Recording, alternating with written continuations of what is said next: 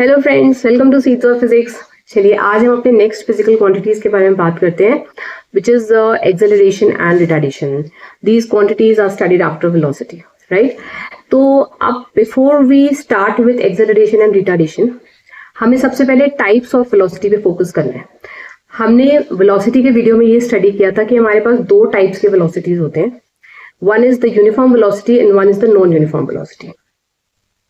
Okay अच्छा, अब uniform velocity we have already talked क्या होती है कि यूनिफॉर्म वेलोसिटी तब होती है जब आपके वेलोसिटी के दोनों parameters, because see one thing we all know that velocity is a vector quantity and vector quantity is the one which is completely defined not just by mentioning the magnitude but you also have to mention the direction of that quantity. We know that thing.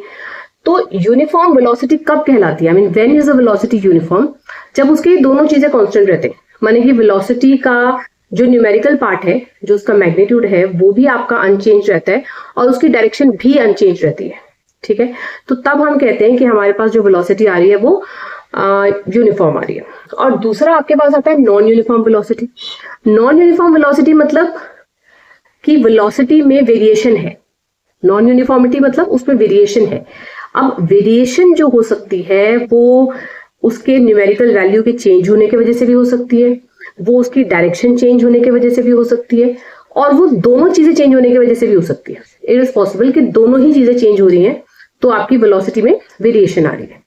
तो आपकी जो ये quantity होती है acceleration, this quantity comes into play whenever there is non-uniform velocity. अगर आपकी velocity uniform है, then acceleration is always equal to 0. अगर आपका velocity uniform है तो acceleration नाम की कोई quantity activate नहीं होती है। This quantity comes into play only and only whenever there is variation in the velocity. Variation in the velocity किसी भी कारण से हो सकती है, as I told you, it could be direction, it could be magnitude, it could be both, right? ठीक है, तो मैंने यहां लिख दिया कि non uniform velocity can be seen whenever there is change in the direction of the moving object और there is change in the magnitude of the moving object, that means magnitude of the velocity of the moving object, और there is change in both. ठीक है, दोनों ही चीजें change हो रही हैं, वो भी हो सकते हैं। तो इसका मतलब है जब भी आपके पास वेलोसिटी में किसी भी तरह की वेरिएशन आएगी, एक तरह की, दूसरी तरह की या दोनों तरह की, किसी भी तरह की वेरिएशन आएगी, then acceleration will be there. तो एक्सेलरेशन भी हमारी डिफरेंट टाइप की हो जाती है। मतलब कि अगर आपके पास चेंज इन डायरेक्शन की वजह से जो एक्सेलरेशन आ रही है वो कुछ और होती है, अगर आपके पास चेंज इन मैग्नीट्यूड की वजह से एक्सेलरेशन आ रही है केवल, वो कुछ और होती है। तो हमने, because in this chapter we are talking about motion in one dimension, हम वन डायमेंशन की बात कर रहे हैं, तो इसमें हम सारे टाइप्स एक्सेलरेशन के नहीं डिस्कस करेंगे। We are just going to confine our discussion to acceleration that is studied under motion in one dimension. अब मैं एक बार रिकॉल कर लेती हूँ कि हाँ, मोशन इन वन डायमेंशन का क्या मतलब है। देखिए, मोशन इन वन डायमेंशन का मतलब होता है straight line. Motion in one dimension का मतलब होता है स्ट्रेट लाइन में ट्रैवल करना। तो अगर कोई ऑब्जेक्ट आपका स्ट्रेट लाइन में ट्रैवल कर रहा है, जैसे कि मोशन इन वन डायमेंशन में होता है, तो इसका मतलब उसकी डायरेक्शन में कोई चेंज नहीं आ रहा है। देखिए, कोई चीज अगर स्ट्रेट लाइन में ट्रेवल करेगी तो उसकी डायरेक्शन नहीं चेंज होगी, बिकॉज डायरेक्शन चेंज होने के लिए the object has to undergo a bend in its path. मतलब कि वो कहीं पर बेंड हो जाए, वो सर्कल में मूव करे, वो अपने ओरिजिनल पाथ से हिल जाता है जब, तो हम कहते हैं कि अभी उसकी डायरेक्शन बदल गई। तो अगर उसकी डायरेक्शन बदल जाती है then it is no more a motion in one dimension. अगर ऑब्जेक्ट की जो भी डायरेक्शन है वो बदल जाती है, वो सपोज ऐसे चल रहा था, ऐसे चलते चलते वो ऐसे हो गया, वो बेंड हो गया, तो मोशन इन स्ट्रेट लाइन तो रहा ही नहीं।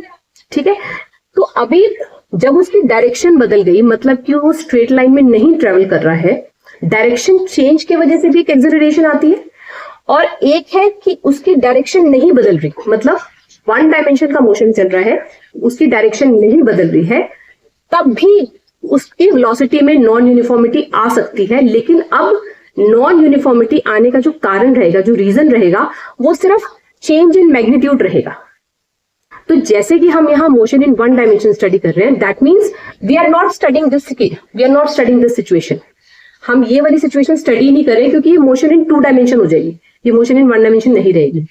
तो क्योंकि we are studying motion in one dimension, इसका मतलब हम जो एक्सेलरेशन निकालेंगे उस एक्सेलरेशन में जो वेलोसिटी चेंजेस हैं वो डायरेक्शन की वजह से नहीं है.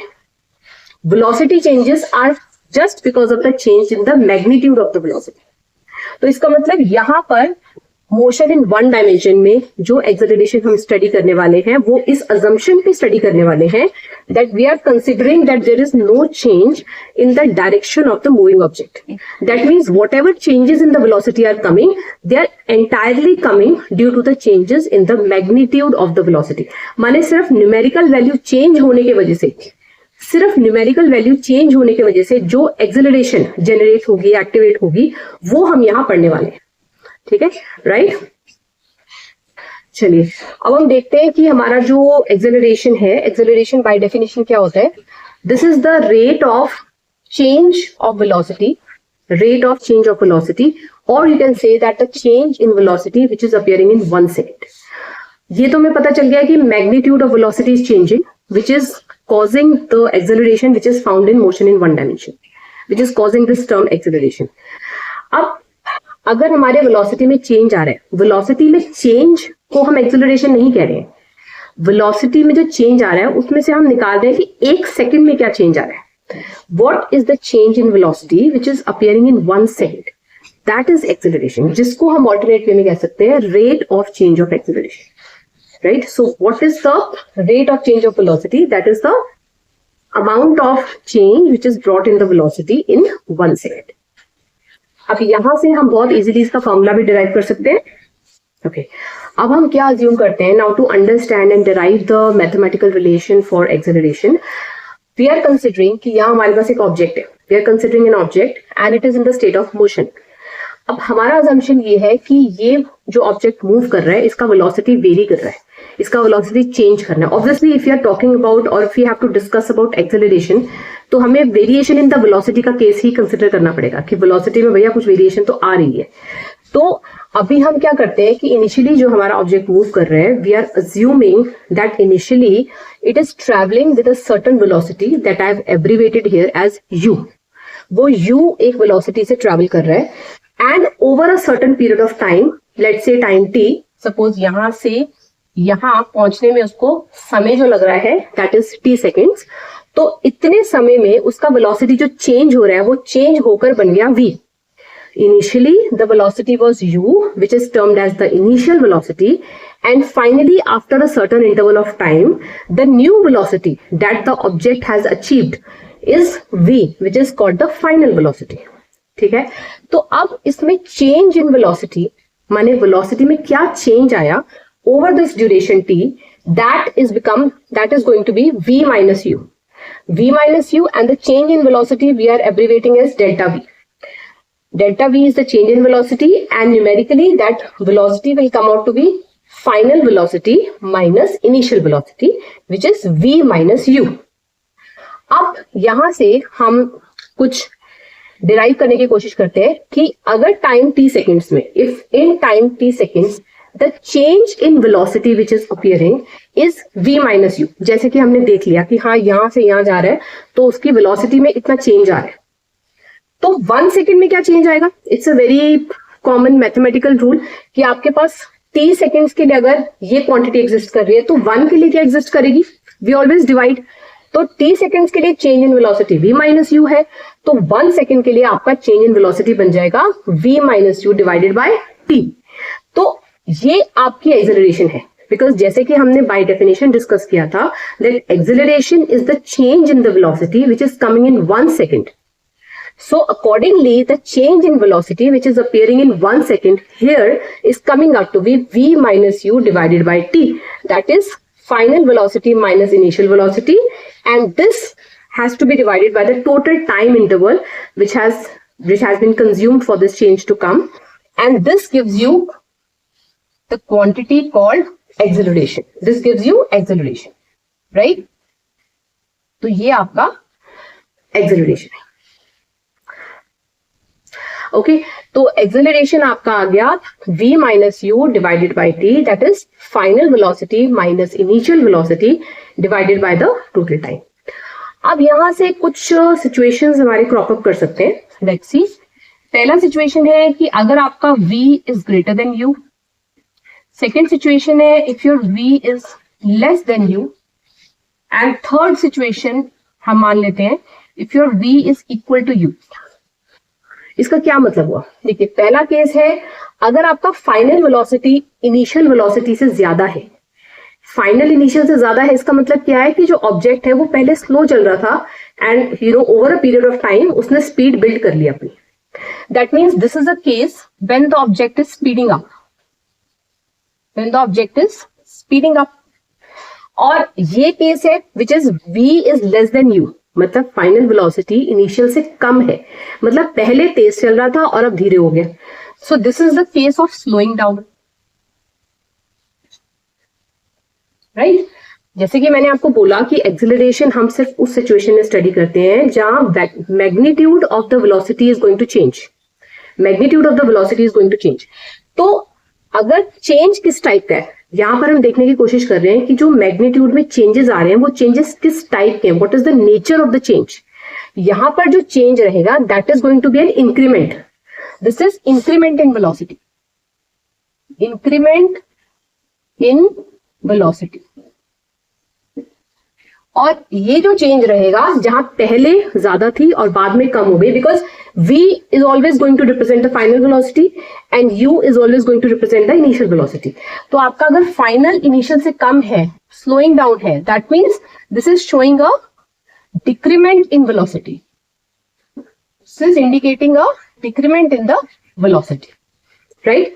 और एक आपका है कि v is equal to u, v is equal to u क्या मतलब कि जो मेरी इनिशियल वेलोसिटी थी मेरी फाइनल वेलोसिटी भी वही है, इसका मतलब वेलोसिटी में कोई वेरिएशन आ ही नहीं रहा।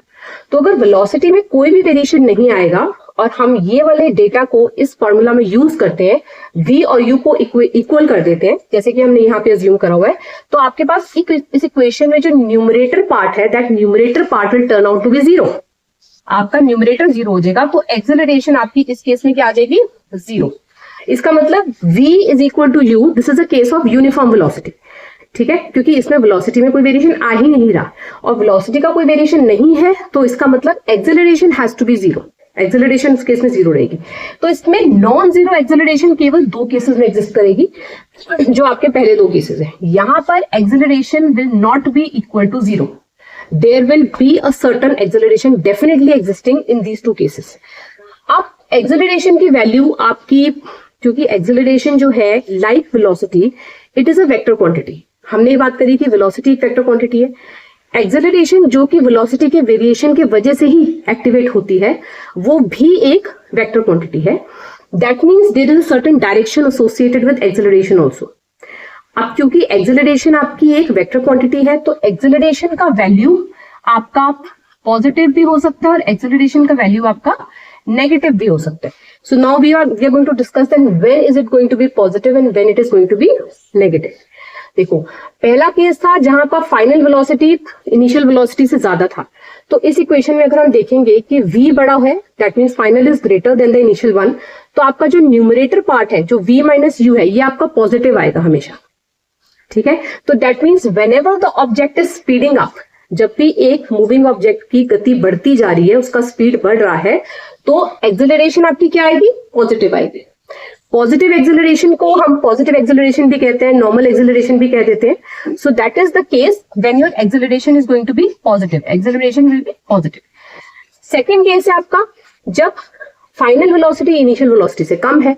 As I told you this is the case of slowing down, इसका मतलब कोई ऑब्जेक्ट चल रहा है and over a period of time उसकी गति कम होती जा रही है। तो इस केस में क्योंकि वेलोसिटी में गिरावट आ रही है, इस केस में आपके पास इस इक्वेशन में जो न्यूमरेटर पार्ट है, जो आपका न्यूमरेटर पार्ट है उसमें v छोटा है u बड़ा है, तो इसका मतलब numerator part will be negative. That means this is the case when acceleration is negative. This case 2 is the case when your acceleration is negative। तो आपकी एक्सेलरेशन पॉजिटिव भी हो सकती है, आपकी एक्सेलरेशन नेगेटिव भी हो सकती है, दोनों हो सकती है। चलिए अब हम बात करने वाले हैं कि हमारी इस physical quantity which is a vector quantity acceleration, इसका यूनिट क्या रहेगा, इसका यूनिट क्या रहेगा? तो इसका जो यूनिट रहेगा वो हम बहुत इजीली इसके फॉर्मूला से निकाल सकते हैं। इसके न्यूमरेटर पार्ट में there is a subtraction of two velocity values, इसका मतलब इनको सब्ट्रैक्ट करके जो क्वांटिटी निकलेगी वो भी एक क्या है, वो भी एक वेलोसिटी ही है। तो इसका मतलब वेलोसिटी है तो इसका यूनिट रहेगा metre per second, divided by time है तो टाइम का यूनिट भी रहेगा सेकेंड। तो that means metre by second, इसको आप ऐसे भी करके लिख सकते हैं, which gives you the unit as metre per second square. तो एक्सेलरेशन का जो आपका स्टैंडर्ड ऐसा यूनिट आएगा वो आएगा मीटर पर सेकेंड स्क्वायर, और इसका सीजीएस यूनिट जो रहेगा वो रहेगा सेंटीमीटर पर second square. This will be CGS unit and this will be the SI unit. तो ये दो यूनिट्स हैं। And one thing more, as I told you कि एक्सेलरेशन की वैल्यू आपकी पॉजिटिव भी हो सकती है, नेगेटिव भी हो सकती है। पॉजिटिव वैल्यू को आप पॉजिटिव एक्सेलरेशन कह सकते हैं और नेगेटिव वैल्यू को आप रिटार्डेशन कह सकते हैं। See on the top I have written two terms, acceleration and retardation. दोनों क्या है, दोनों एक्सेलरेशन ही हैं, लेकिन retardation is the negative acceleration. So whenever the acceleration value is coming out to be negative, it is termed as retardation. Okay guys, अब हमने एक बहुत इंपॉर्टेंट फैक्ट डिस्कस करना है। Till now we have talked about 3 physical quantities in motion in one dimension. I mean 3 such physical quantities which are vectors also. ठीक है, तो हमने डिस्कस किया अभी तक डिस्प्लेसमेंट के बारे में, वेलोसिटी के बारे में और एक्सेलरेशन के बारे में। मतलब ये 3 वेक्टर क्वांटिटीज हमने डिस्कस करी हैं। Now since all these 3 are vector quantities, इसका मतलब तीनों ही वेक्टर क्वांटिटीज आपको डायरेक्शन भी बता रही हैं। They are telling you about the direction also. Now we just have to see that out of all these 3 physical quantities ऐसी कोई फिजिकल क्वांटिटी है जिसकी हेल्प से हम डायरेक्शन ऑफ मोशन को डिटरमाइन कर सके। लेट्स सी, क्योंकि हर क्वांटिटी आप नेगेटिव पॉजिटिव साइन से यहाँ रिप्रेजेंट कर सकते हैं बिकॉज दे आर वेक्टर्स। तो अभी जो भी इनका साइन है, जो भी इनकी डायरेक्शन है, क्या वो डायरेक्शन ऑफ मोशन भी बताती है कि नहीं बताती है? This is something we have to now try and find. देखिए, सबसे पहले हम बात करते हैं डिस्प्लेसमेंट की। Displacement was the first vector quantity we talked about. Displacement होता क्या है? It is the shift in the object, in the position of the object. What shift in the position of the object has appeared after the object has traveled a certain distance following any trajectory, following any path. माने अगर आपके पास कोई object है यहाँ पर A position पर, suppose हम ये अज्यूम करते हैं कि हमारे पास एक ऑब्जेक्ट है, वो सर्कल में मूव कर रहा है। Let's say the object is moving in a circle, right? अब अगर वो सर्कल में मूव कर रहा है और सपोज वो A से B पोजीशन पर आता है ट्रेवल करके, वो इस रास्ते से ट्रेवल करके A से B पोजीशन तक आता है, और मैं कहती हूँ कि at B position I want to find the direction of motion also and I also want to find the direction of displacement also. तो पहली बात तो जब वो A से B ट्रेवल करके आ रहा है, तो this is the actual path, the actual trajectory which it is following. और डिस्प्लेसमेंट क्या होता है? It is the shortest distance between the initial and the final path. तो इसका मतलब यहां से यहां आने में जो डिस्प्लेसमेंट रहेगी वो इस सर्कल का डायमीटर होगा। Whatever is the diameter of the circle, that will be the displacement. तो डिस्प्लेसमेंट की डायरेक्शन तो क्लियरली हमारी ये आ गई, this is displacement, so this is the direction of displacement. लेकिन हमारे पास डायरेक्शन ऑफ मोशन क्या रहेगी पॉइंट बी पर? हम पॉइंट बी पर इस सर्कल पे एक टेंजेंट ड्रॉ करेंगे। हम एक टेंजेंट ड्रॉ करेंगे, जो इस टेंजेंट की डायरेक्शन होगी, that is the direction of motion also. So if I'm going to draw a tangent at this particular point, I'm going to get a vector in this quantity, in this direction. That means direction of motion is this and direction of displacement is this. So direction of displacement will not necessarily give you the direction of motion. Sometimes it can give you, जैसे मतलब अगर हमारे पास एक और case हो, एक और सिचुएशन हो जहां पर ऑब्जेक्ट हमारा स्ट्रेट लाइन में ट्रेवल कर रहा है। अगर हमारा ऑब्जेक्ट स्ट्रेट लाइन में ट्रेवल कर रहा है, तो मैं आपको पिछले वीडियोस में ये चीज बता चुकी हूँ कि object is travelling in straight line.